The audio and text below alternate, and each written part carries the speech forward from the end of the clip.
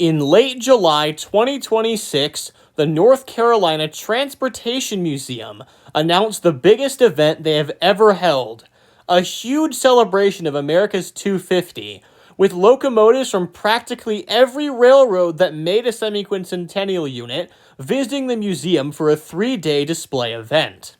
However, obviously, I can't just go down to North Carolina on a whim. Also, it's expensive. So, I decided I wasn't going to go to the event. Mainly because of those reasons, but there was a third reason. A lot of the locomotives would be going through my home line on their way down there, engines from railroads that I would have no chance of seeing otherwise. And so, as you can imagine, this became a very important priority. After these first 3 trips, because they have nothing to do with this. The first trip was on August 9th, when we were heading to the depot. Now, as I'm sure you can see, there's an intermodal passing right now. An intermodal that totally didn't have NS8103, the NNW Heritage unit, in the lead, and I totally didn't miss it because the audio on the Whiting cam cut out right as it passed, and I totally didn't happen to be eating lunch and was relying on audio to tell me if any trains had happened at the time it passed Whiting. The next day, on August 10th, I was looking for some redemption. So when I saw a train go by the Griffith cam with a City Rail leader, I was like, oh yeah. So we headed down to Stillwell, only to get stopped by some farm work on the road leading to the tracks. And I'm sure you can guess what happened next.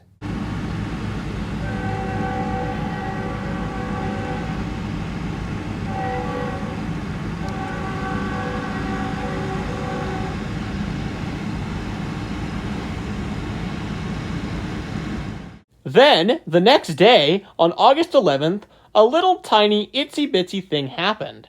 You know, only the worst storm of my entire lifetime! Northwest Indiana was absolutely wrecked. Pretty much every road had trees down. Electrical lines were just ripped out of the ground in like every place, bro. My grandpa's house had a tree sitting on his roof while also being stuck in another tree. Like, oh my god, it was absolutely insane. And downtown was even crazier, with still a million trees, one that had fallen down right on one of the roads we usually use to get to the depot, all this other nonsense, and just the area by Kroger where the depot is was just absolute pandemonium, people trying to buy groceries and stuff, and it was just, ugh. Because of that, and also the fact that we didn't have any power, I wasn't able to go railfanning until the day we finally got power back on, and things had calmed down enough, which was August 14th, when me and my mom headed up to the depot. Now, we didn't have any particular targets on this day, but I just wanted to see stuff, and oh boy, am I glad I went when I did. When we got there, it was dead for about 20 minutes, which is pretty typical for this time of day, before 28X suddenly appeared with a rather boring consist. But I got an absolutely superb shot, so I'm not complaining.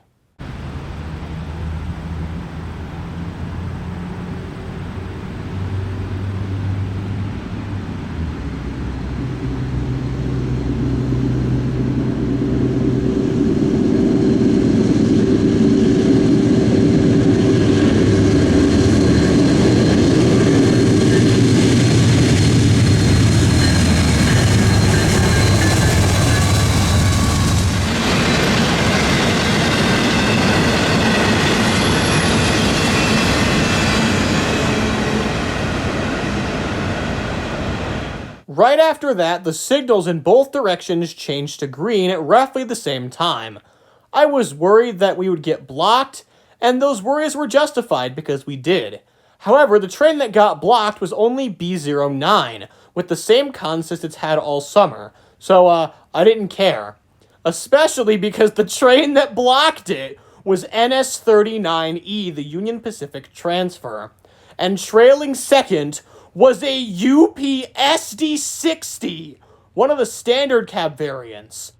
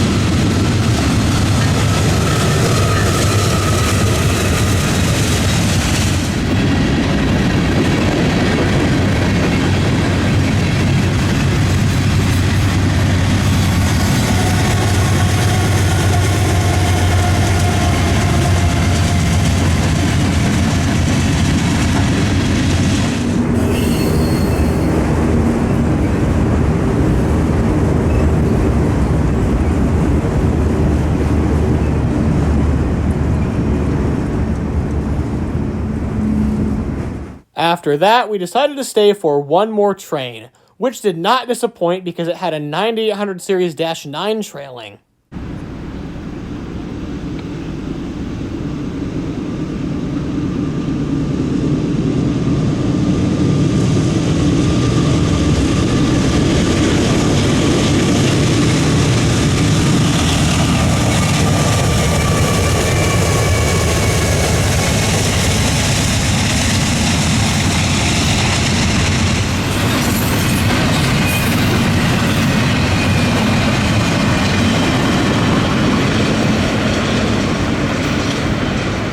Okay, now that that's over, we can finally get to actually talking about the patriotic engines.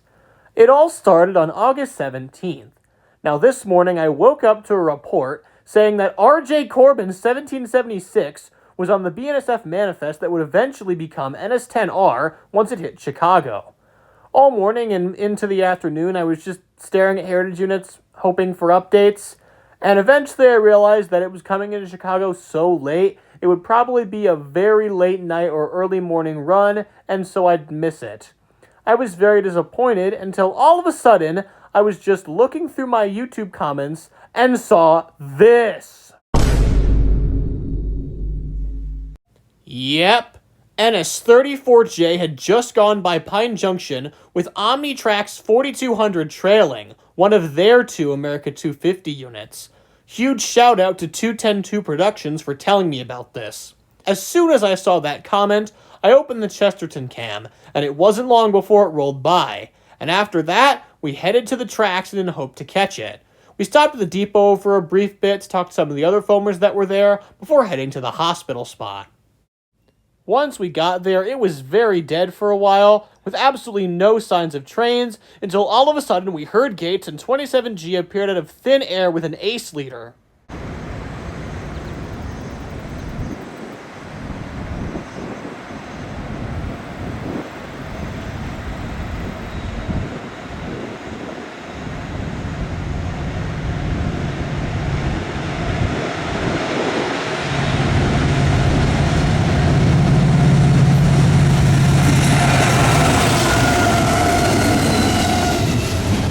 And just after the power of 27G was out of sight, 34J appeared rounding the corner, ironically with two CN units escorting the America 250 engine, which, even more ironically, is actually a Canadian cab.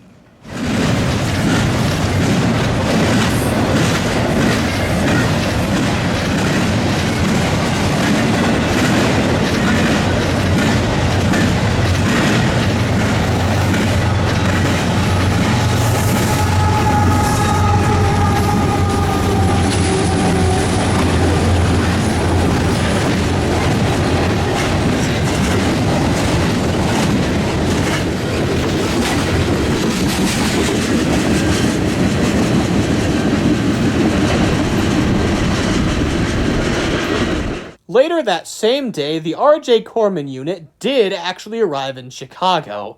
Now, I still wasn't expecting it to come before dark, since I had no experience with tracking this train and didn't know how long it would be in Chicago for. Later that evening, though, I decided to just look at the Whiting cam to check and make sure it hadn't passed. And what did I see 1 minute after I opened the cam? Yep, 10R had cleared Whiting. So, as you can imagine, I called my grandpa, said, please can we go to the depot again, please, please, please. And so we went up to the depot. And once we got there, I met up with several other Railfan friends for a roughly 30-minute wait before the very awesome ex-Conrail -8 R.J. Corman Semiquincentennial unit rolled by trailing 5th on 10R with two BNSF H2-9s also in the consist. That's it.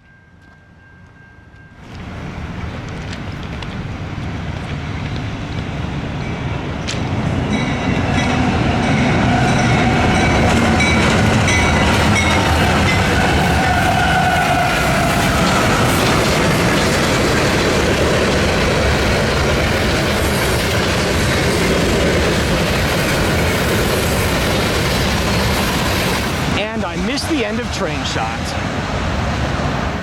However, even after our target had passed, I still wanted to talk to my Railfan friends, and we didn't have anything else better to do, so we decided to stay, which was a great idea, because shortly after I made that decision, 61W showed up with not only 2 CN units, but also a friendly crew.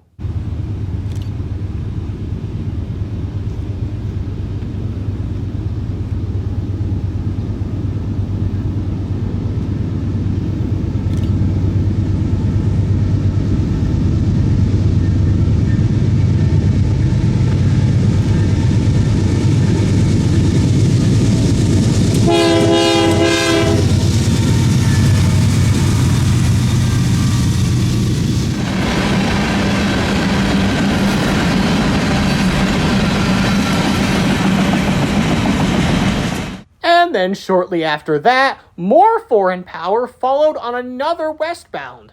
It was NS 881, the BNSF transfer coal train, with a boring Givo leading and a very cool Ace trailing second.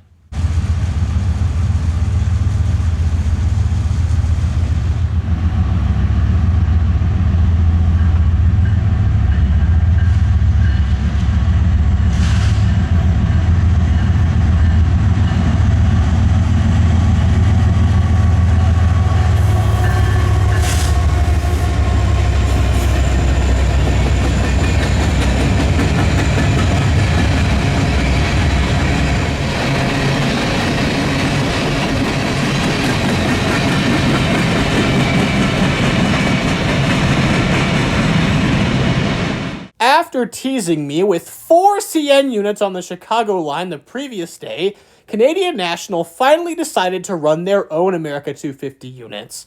They're doing a whistle-stop tour with the OCS throughout Indiana and Michigan before they head down to North Carolina to take part in the event. And as part of that tour, they were going to go through the CN South Bend sublocations that are closest to me.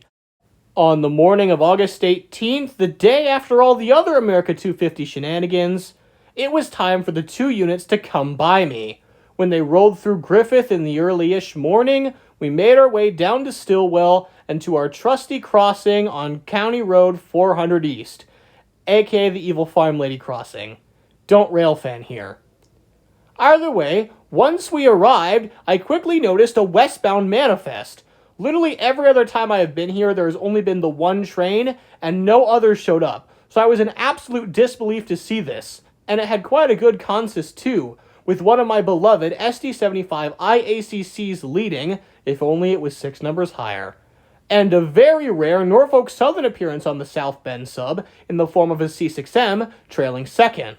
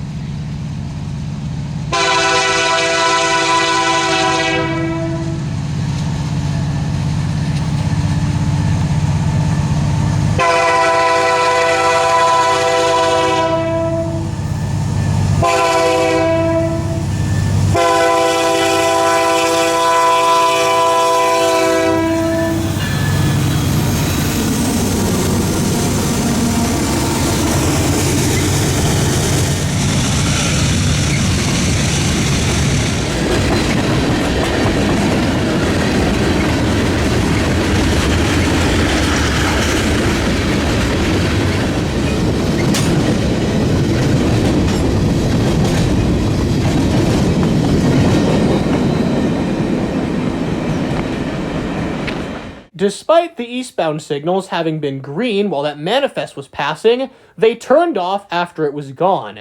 Now I thought that meant that no trains were coming, but of course CN signals are dumb and stupid and I don't understand them, and it wasn't long before I started hearing horns. And eventually, I saw the amazing sight of CN 1776's nose coming around the curve, and I knew it was showtime. I got into position and got an absolutely amazing shot of CN 1776 and 2026 flying by at 60 miles an hour. Also, on a totally unrelated note, they changed 2026's scheme slightly since the last time I saw it. I don't know why. and it really bothers me. I like the old design better.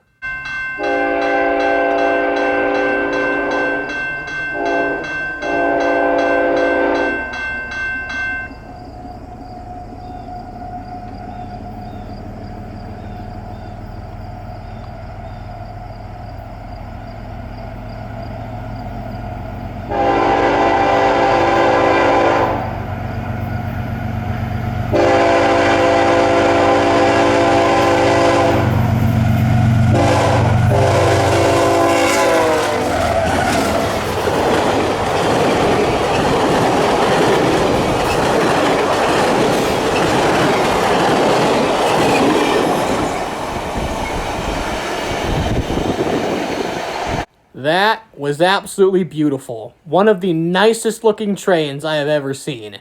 And so obviously I couldn't settle with just one shot of it. I also decided to get an under train shot. Now I originally wasn't going to include this in this video because I made a post about it and some people said CN's getting on it. People who do this, you might get in trouble with CN police for posting this. And so I wasn't going to include it, but then I put it in the thumbnail and I'm too lazy to redesign the thumbnail. So you probably already know that I did this, so I might as well just include it. Also, this shot was awesome too.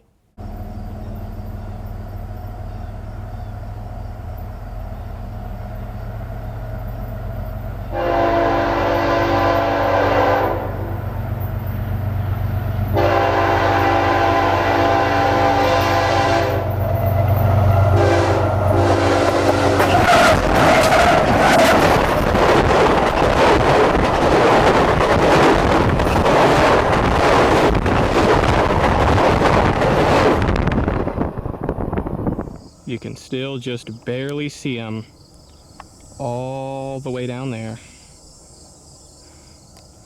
What a way to end off the summer. Wow.